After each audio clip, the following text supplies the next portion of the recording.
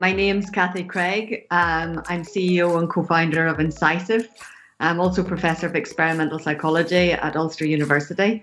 INCISIV is a neuro-technology startup based in Belfast, and what we essentially do is develop solutions using immersive technologies to help people move better and perform better. Our applications are primarily in sport and health.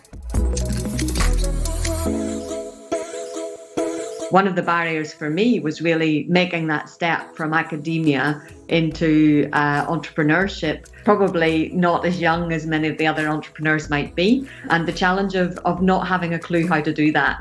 So that really is one of the barriers. I suppose when we're going to do anything in life, what we'll often do is look to others who've done it before us. So there aren't that many role models for me who might have followed a similar path. So that was one of the big challenges or barriers for me.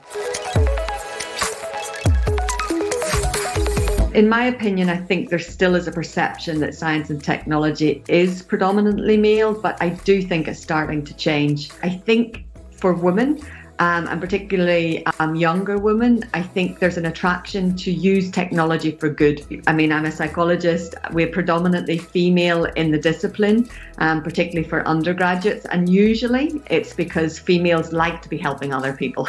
So I think if there's that perception that this is tech for good rather than tech for the sake of making millions of pounds, I think there is a changing perception there. And I see some very, very talented young females in the area. In my experience, I don't think enough women are making the step from academic research into startups. Why? Because they have no clue how to do it. I know myself, I was totally naive in terms of what it meant to start your own company. Now, there may be quite a few females around who might say, oh, I have a startup. But to be honest, they still have their main job. They still have that security.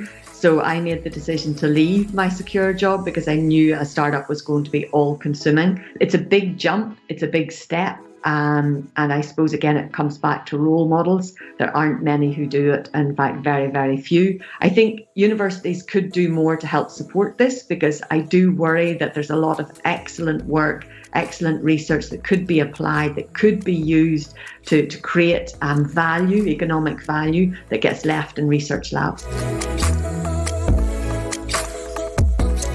Some of the challenges of being a female founder are definitely finding investment and finding suitable funding for your business. That's definitely a challenge I've been faced with on many fronts. I think the VC world is a world that isn't really compatible with many females in that it's very male dominated, very white male dominated, middle-aged male dominance. It's very much the case in Belfast. When one VC company that was interested in investing in us presented me with their term sheet, the language used on that term sheet was very male orientated. In other words, they talked about appointing a chairman of the board. They talked about the founder being he, and there was no he, she.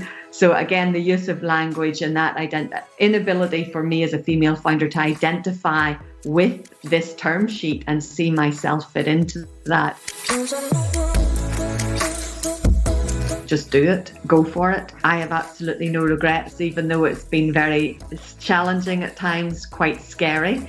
To give up a very comfortable job and a comfortable lifestyle to jump in at the deep end of, I suppose, an unknown world when I couldn't really swim. If it doesn't work out the way you thought it was going to work out, it's not a failure because you've learned so much. So for me, failure isn't even a word. It's you've always tried something, you'll have progressed, you'll have changed in a way, you'll have learned new skills, you'll have met new people, and all that's about personal development. So for me, it's a personal development journey, and I think anybody who's got a desire to do it should always try.